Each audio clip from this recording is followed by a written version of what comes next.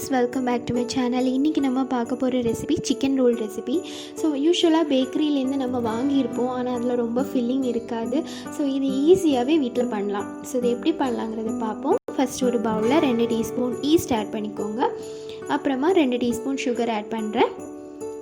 So sugar add பண்ணதுக்கப்புறமா அரை cup வந்து லேசான சூடு பால் ஆட் பண்ணுறேன். ஸோ ரொம்ப சூடான பால் ஆட் பண்ணிங்கன்னா ஈஸ்ட் ஆக்டிவேட் ஆகாது. ஸோ அதனால் அரை கப்பு லேசான சூடு பால் ஆட் பண்ணுறேன்.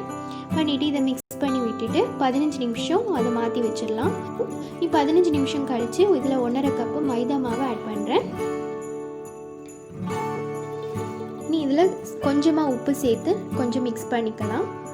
ஸோ மிக்ஸ் பண்ணதுக்கு அப்புறமா நான் இதில் வந்து ஒரு முட்டையோட மஞ்சக்கரு ஆட் பண்ணுறேன். ஸோ ஒயிட் நான் ஆட் பண்ணலை, ஒரு முட்டையோட மஞ்சக்கரு மட்டும்தான் ஆட் பண்ணுறேன்.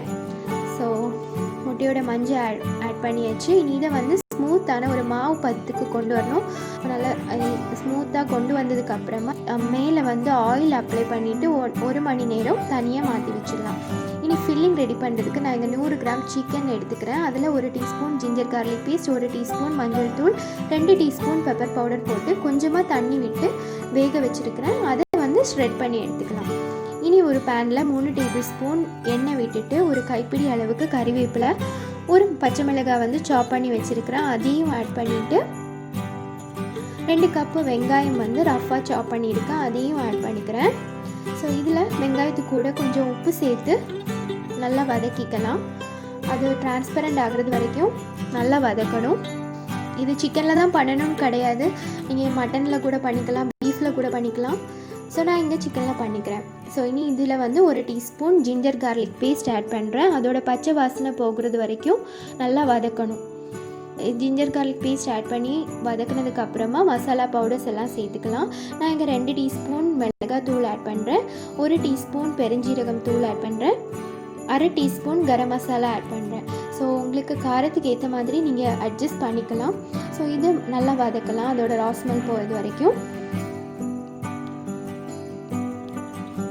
இதுக்கப்புறமா இதில் குக் பண்ணி ஷ்ரெட் பண்ணி வச்சுருக்கிற சிக்கனை ஆட் பண்ணிக்கலாம். ஸோ சிக்கன் ஆட் பண்ணியாச்சு. நல்லா கம்பைன் பண்ணிவிட்டு நம்ம ஃபில்லிங் கிட்டத்தட்ட ரெடி ஆகிடுச்சு. இனி அரை கப் கொத்தமல்லி வந்து நான் சாப் பண்ணி வச்சுருக்கிறேன், அதையும் ஆட் பண்ணி மிக்ஸ் பண்ணி விட்டுட்டு அடுப்புலேருந்து இறக்க வேண்டியதுதான். ஸோ இனி ஃபில்லிங்கை வந்து மாவில் எப்படி வைக்கலாங்கிறத பார்ப்போம். ஸோ மாவை வந்து கொஞ்சமாக பிசைஞ்சு எடுத்துக்கோங்க.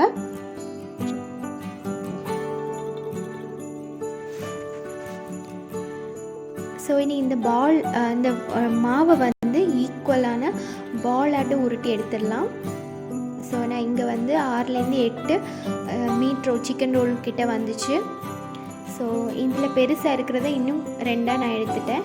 ஸோ இது ரோலிங் பின் வச்சு தான் பரத்தணும்னு கிடையாது, கை வச்சு கூட ஈஸியாக பரத்திட்டோம்னா ஈஸியாக வந்துடும். ஸோ இனி இதில் வந்து ஃபில்லிங்கை வைக்கலாம். ஃபில்லிங்கை நடுவில் வச்சுட்டு அதை நல்லா தின்னாக பரத்த வேண்டாம், கொஞ்சம் திக்காகவே இருக்கட்டும். இனி இதில் நடுவில் ஃபில்லிங்கை வச்சுட்டு சீல் பண்ணிக்கணும். ஸோ இல்லாட்டி ஃபில்லிங் வந்து ஃப்ரை பண்ணும்போது வெளியே வந்துடும். ஸோ அதனால் நல்லா சீல் பண்ணிவிட்டு ரோல் பண்ணி எடுத்துக்கலாம். உங்களுக்கு பிடிச்ச ஷேப்பில் நீங்கள் ரோல் பண்ணி எடுத்துக்கலாம். ஸோ இனி இதை வந்து இனி கோட்டிங் கொடுக்கலாம். ஸோ 2 முட்டையோட ஒயிட்டை வந்து நான் பீட் பண்ணி வச்சுருக்கிறேன், அதில் டிப் பண்ணிவிட்டு பிரெட் க்ரம்ஸில் கோட் பண்ணிக்கிறேன். ஸோ எல்லா சிக்கன் ரோலையும் வந்து இந்த மாதிரி பண்ணிக்கணும். எண்ணெய் வந்து ஒரு பாத்திரத்தில் எண்ணெயை சூடு பண்ணிவிட்டு மீடியம் டு லோ ஃப்ளேமில் 2 சைடும் குக் பண்ணி எடுத்துக்கணும். ஸோ கோல்டன் ப்ரௌன் ஆகிறது வரைக்கும் குக் பண்ணிக்கணும். ஸோ கண்டிப்பாக ட்ரை பண்ணி பாருங்கள், ரொம்பவே ஈஸி. ஸோ குட்டீஸ்க்கெலாம் ரொம்பவே பிடிக்கும். என்னோடய வீடியோ பிடிச்சிருந்துன்னா லைக் பண்ணுங்கள், ஷேர் பண்ணுங்கள், மறக்காமல் சப்ஸ்கிரைப் பண்ணுங்கள். உங்களோட கமெண்ட்ஸை கமெண்ட் பாக்ஸில் சொல்லுங்கள். தேங்க்ஸ் ஃபார் வாட்சிங்.